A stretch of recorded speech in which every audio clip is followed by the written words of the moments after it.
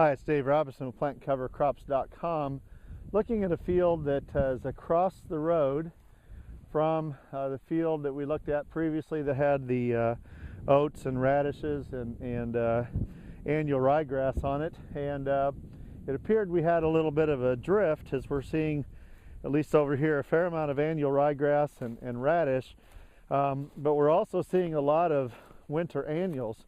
And so as we walk out a little further into the field where we have the less drift, all of a sudden we're seeing all we have are the winter annuals.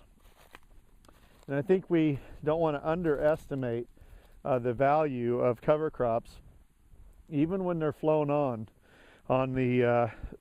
how much that they help us in winter annual weed control. A lot of folks are concerned about winter annuals, as they should be, and I think that we can find that if we're using cover crops, that we're actually greatly reducing the amount of winter annuals that we have. And I'll walk back to the area where we had the thicker cover crops. Again, I'm confident this was drift from across the road, and the fact that there's only along the end rows here. Maybe it was actually flown on along the end rows. I don't know for sure.